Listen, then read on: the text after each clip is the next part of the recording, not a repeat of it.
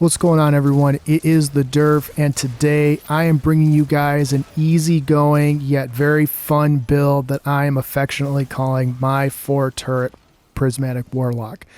This build is incredibly simple to use. It features one of the fan favorite exotics from long ago and also brings into account 3 other kinds of turrets you can pair with it. This build is very easy to use. You can generate tons of orbs of power. You can get your super back extremely quickly. You can take advantage of the artifact to generate additional ability energy. And oh, did I mention that there are 4 turrets associated with this build? Yes, I did. So if you guys have been looking for kind of a fun, easygoing build that you can take into most activities, that takes very little effort, and you'll also have an ally on your back at the same time, look no further. This one is for you. Let's get it going, everyone.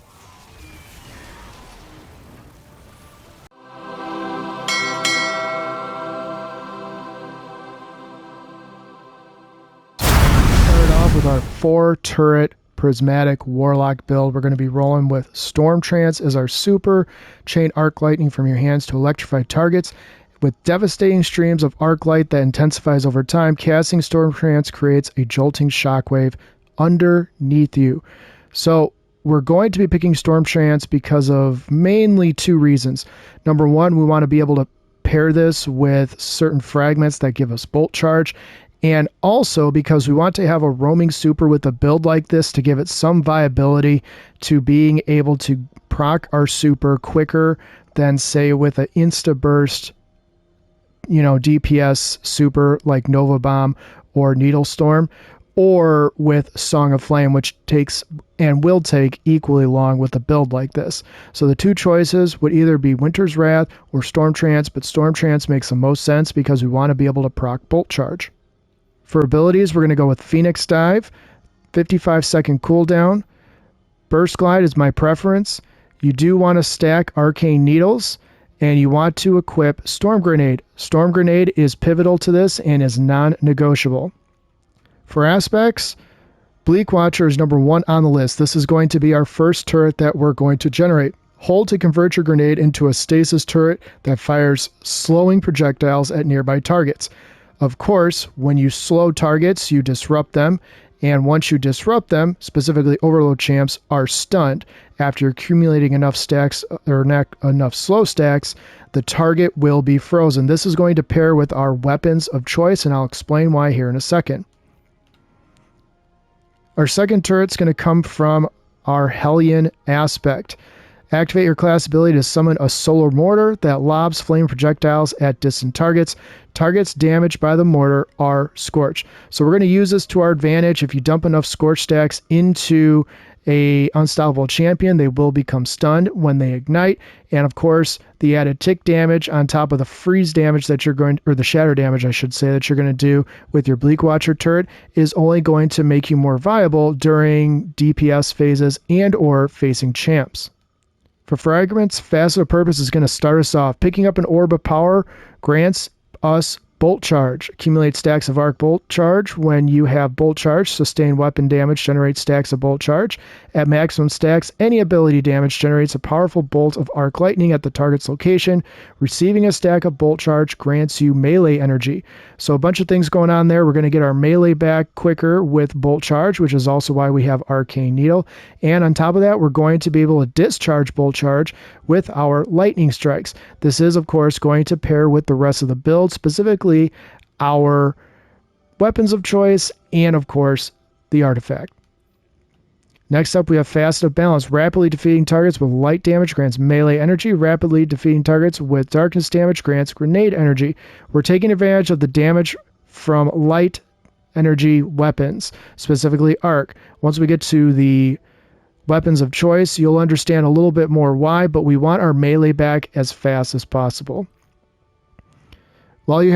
Next up is Facet of Sacrifice. While you have an Arc, Solar, or Void buff, ability Final Blows grant bonus Darkness Transcendence energy. Transcendent energy that we are going to generate is going to be important because it will help us retain some of our abilities that we will be able to spam once it ends.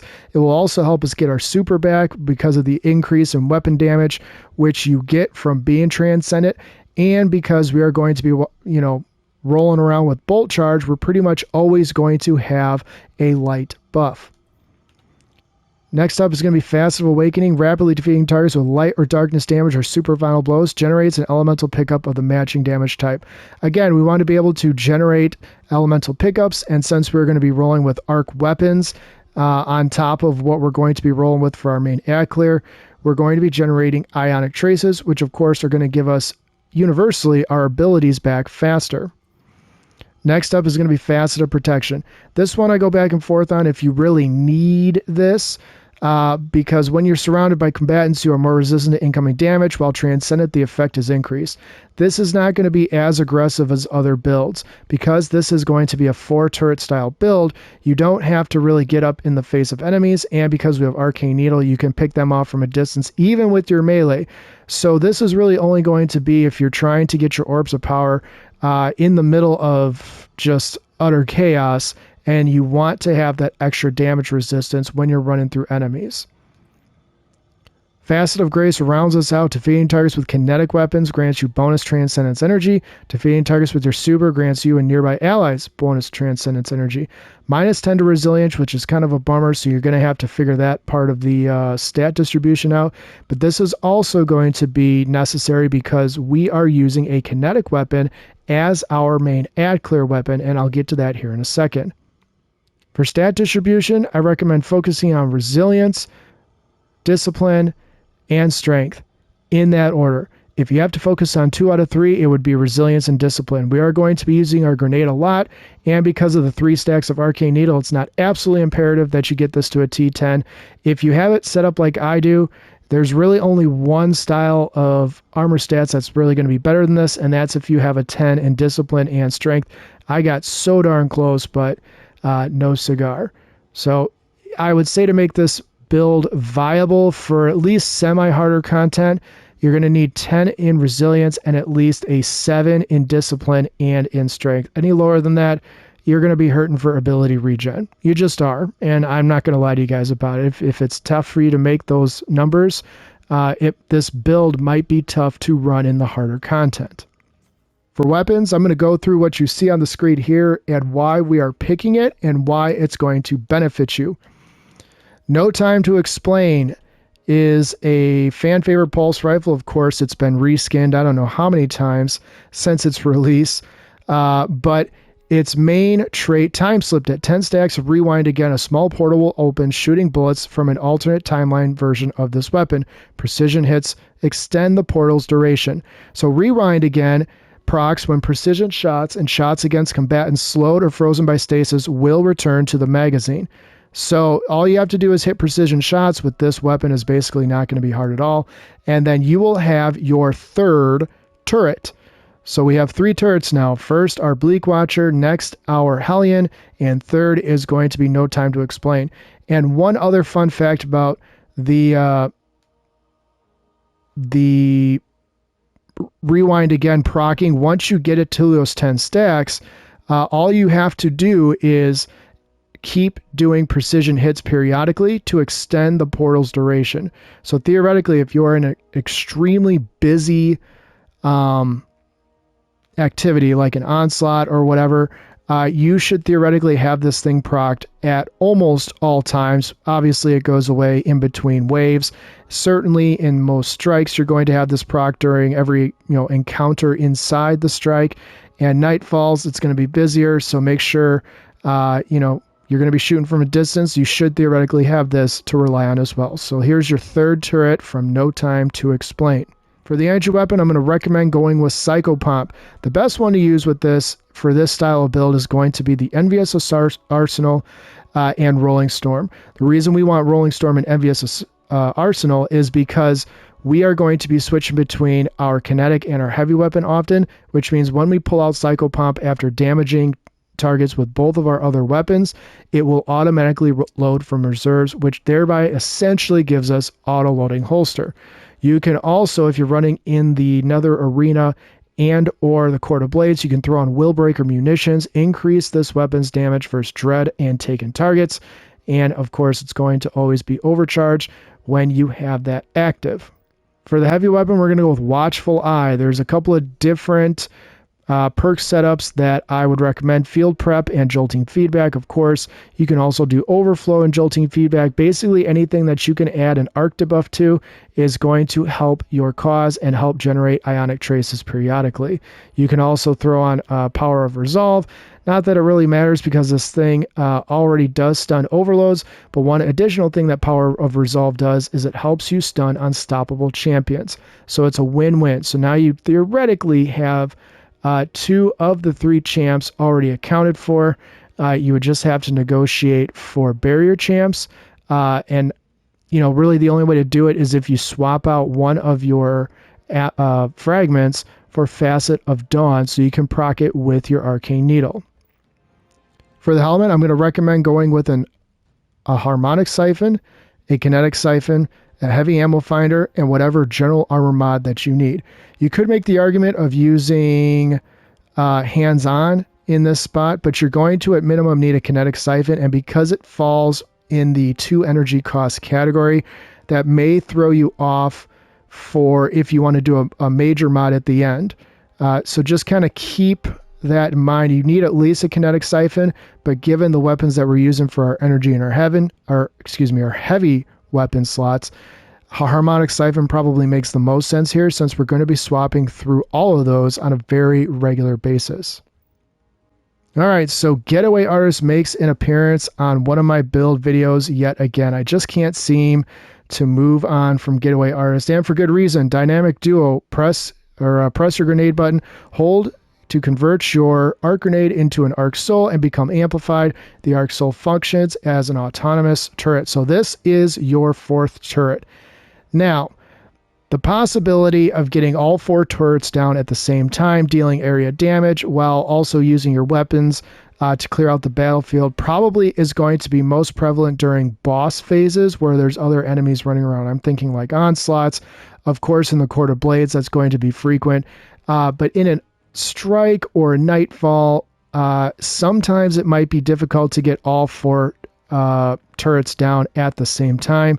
So what you're probably going to have is 2 turrets going at the same time.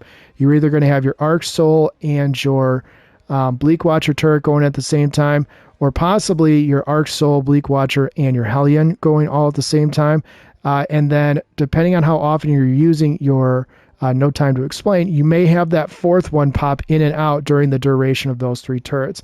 But hey, I mean, watching that bounce off of enemies, sometimes it's hitting for over 5,000 a hit, which is pretty powerful. Not to mention your Arc Soul, which is going to be hitting like a truck, and your Bleak Watcher, which is going to be slowing everything down, and of course your Hellion, which is going to scorch targets, giving area of effect damage to that target. Now, I guess it's not area effect, it's tick damage by burning the target over time. So you still can put out some serious damage even with this fun build if you wanted to. We're going to mod this with 3 heavy-handeds. The reason we're going to mod it with 3 heavy-handeds is there's really no point to putting on firepower or really anything else, because we are going to be consuming our arc grenade, which means we're never going to be throwing it in order to generate an orb of power. So using our 3 stack of Arcane Needle, pretty much at any given time we'll be able to pick enemies off from a distance with it since it tracks, and when we do, we'll have orbs of power waiting for us to go pick up. Of course, this means you have to sacrifice and go with a minor general armor mod. You could also make the argument that you could always put 2 of these on, and then you could roll in here with a kinetic loader if you don't like the reload speed of No Time to Explain, but I don't really think it's necessary because you get a buff to No Time to Explain with Feeding Frenzy just by shooting the gun and making enemy kills with the weapon itself. For the chest, we're going to, of course, go with an arc reserve since we're running 2 arc weapons behind No Time to Explain. Go ahead and mod yourself with 2 elemental damage resistances, and then whatever general armor mod that you need fits the bill here. It is important to note that there's really not going to be anything else in here that you're really going to take benefit from, except for maybe if you do find yourself with multiple different elements to resist against, you may consider throwing on a solar, a strand, or a stasis, depending on your enemy type. For the legs, we're going to go with Absolution, Innervation, and Invigoration. Now, if you're going to go into the Nether Arena and health is at a premium, you will absolutely want to swap that out with Recuperation, but you're going to want to make sure to keep Innervation on since you're going to want to be able to proc your Arc Buddy as often as possible. You could also make the argument of going down here and using Arc Weapon Surge. However, the drawback of that is you really do need ways to get your abilities back as fast as possible. You kind of take that away from any of these right here because we are going to be maining a kinetic weapon. So just kind of keep that in mind. You could also go with the Kinetic Weapon Surge if you want. That'll give no time to explain more damage per hit. So you may find that to be viable as well. Lastly, for the class item, I highly recommend putting on Reaper as well as Outreach. You want these two for sure because you're going to be using the Hellion on a regular basis. So you're going to be proccing your class ability probably more often with this build than others since not a lot of them have the Hellion attached to their builds. You could also make an argument to switch this out for Bomber so you can get your Arc Grenade back and consume that faster for your exotic gauntlets. Font of Restoration is going to be pivotal here. When you pick up an Orb of Power, it will boost your recovery initially by 30. So if your recovery is at a T3 like it is now, I'm going to boost it up to a T6. And a T6 for recovery means a T6 for my Phoenix Dive. And since Phoenix Dive is at 55 seconds, I can only imagine that's going to put me around somewhere around 30 seconds if that. Won't be that hard. And with a couple extra Orbs of Power, we're going to pretty much have that thing ready to go almost, on call. Last but not least, of course, modify your class item for whatever armor stats that you need, focusing, of course, on discipline in this slot if you are not where you necessarily want to be. For the artifact, I've got it modified, I think, just enough to make this viable and semi-hard content for the game. Of course, we're going to roll with overload machine guns. I have piercing sidearms as just kind of a coverall if I do want to switch over to a sidearm in the energy slot. And I do have overload trace rifles. Now you might be saying, well, Durf, you don't have a trace rifle equipped, so what gives? Well, you could easily make the argument to put a Guardian Games trace rifle in place of Psychopomp. Of course, then you're going to have to negotiate what to do in the heavy slot because then you're probably looking at an unstoppable rocket launcher to stun the unstoppable champions. So just keep that in mind. I have this for if you want to experiment, but you could easily switch this out for something else. You could switch this out for unstoppable rocket launcher if you want. Because you are running Psychopomp. If you do that, then you're probably going to want to switch out Harsh Refraction for probably gold from lead. In fact, I'm actually going to do that right now just so you can see it for effect. In the second column, we're going to go with Vile Weave. Now, we are not using a strand weapon, but however, if you unravel a target, that target will become a tangle. So if you throw a tangle and it hits a target, they will be severed. You won't have it happen very often because we are picking enemies off from a distance with our Arcane Needle. So it's going to be very rare that we're going to be shooting the Arcane Needle at an enemy that's right in front of us when we have, a vast array of turrets already pointed at them. But you will occasionally be able to pick up a tangle, and when you do, it's probably best if you can sever the target that it hits. We're also going to put on Overclock and Load so that we can have increased reload speed for our arc weapons. Hold the Line is going to be another kind of non-negotiable since we're using a heavy machine gun, and we need additional ways for final blows to heal us because we are not running Feed the Void or even Restoration. Dielectric, of course, is next up on the list. If you defeat the arc debuff target, it grants Bolt Charge, and it also boosted increases or spawns an Orb of Power and heals a small portion of health, which could be viable if you are really trying to run harder content with a build like this. Elemental Siphon is going to be non-negotiable on this. Rapid Final Blows with a Kinetic Weapon or a weapon matching your equipped super. Create an elemental pickup that matches your equipped super. So whether it's No Time to Explain, your Psychopomp, or your Watchful Eye, you're going to be generating Ionic Traces. And the boost here is that when you pick up those Ionic Traces, you're going to get bonus super energy back. It's not incredibly necessary to get bonus super energy back on a roaming super such as Storm Trance, But hey, I'm not going to fight the devs if they want to give me bonus super energy on a build where I'm going to be relying on autonomous turrets as well as mainly just weapon damage to survive.